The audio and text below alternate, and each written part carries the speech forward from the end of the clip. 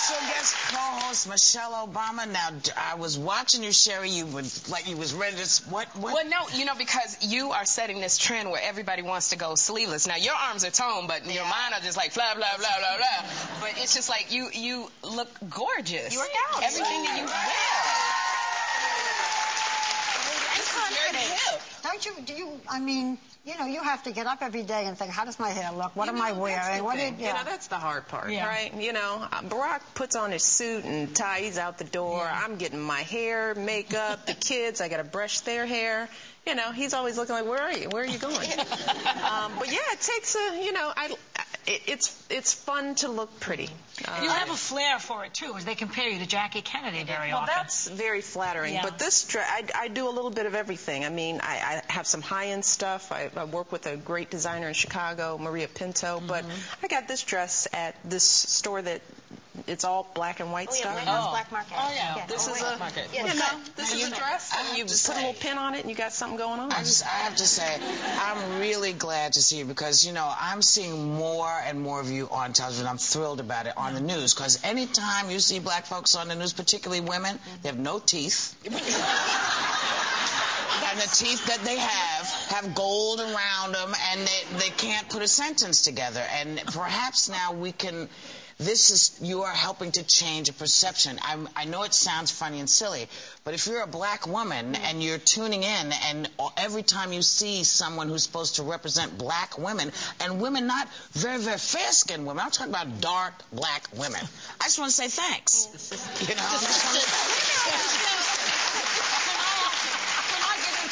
Hot topics, these very serious hot topics that we have talking about the way. Oh, because you got a stocking issue, I know. Do you mind if we call you Michelle? I'm afraid. Okay. Yes. So we had very serious conversations here. I mean, we discussed peace and war and so forth, but every once in a while. So we've had a big discussion about pantyhose and not pantyhose, and if you don't have pantyhose, you look younger and so forth. So yesterday, I came in the show and I wasn't wearing pantyhose. It looks great. Okay, so last night I'm doing the thing at the 92nd Street Y. Before I even sit down, somebody from the audience screams, "No pantyhose!" So today, out of respect for you, I put on pantyhose, and you... And I didn't. You're not wearing pantyhose. Can't tell. I don't have pantyhose. You're back to the pantyhose? It's so hip. With the no pantyhose. You got great legs. It feels better. That's what it is. I stopped wearing pantyhose a long time ago because it was painful. Yeah. And they'd always rip. And I'm 5'11", so I'm tall. Nothing really fit. And nobody so I wants to put do them on, you rip them. It's inconvenient. Everyone's waiting for varicose veins to come back in style. That's a cycle I don't know if we'll get back. That's basically, You have two daughters. You have Sasha, you have Malia, 7 and 9, and they will be the youngest kids since the Kennedys in the White House. If you guys get to the White House. Now, how do you... Win, exactly. Positive thinking. I heard backstage that your entire schedule revolves around the girls. Because I know I have to fly back to L.A. every week for Jeffrey. And I told him the other day, if you take that binky out your mouth, presidency could be in the realm. Tell him it's right there. It's right there. How do you juggle that?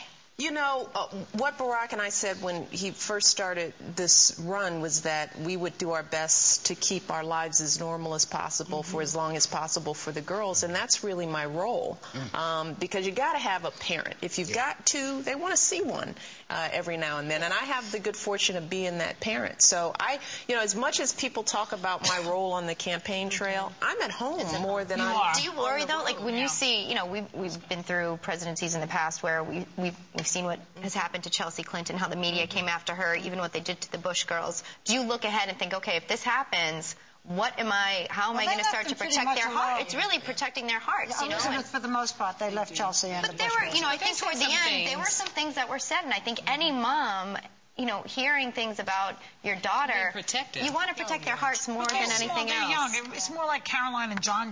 You know, they're young children. They'll be all right. But it is people ask you about it has to be on your mind. Yeah, no, I think about it. I try not to obsess about it because, you know, we got a lot of work before, you know, it's even a reality. But I do, you know, Barack and I think about our girls every single day.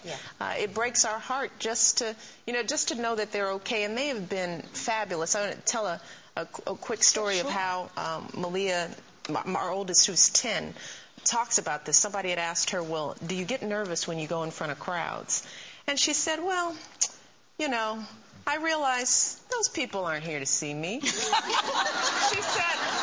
said, I'm just a kid.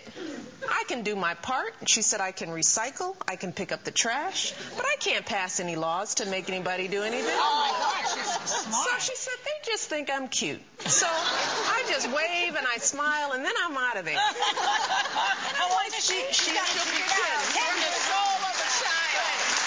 She keeps us grounded.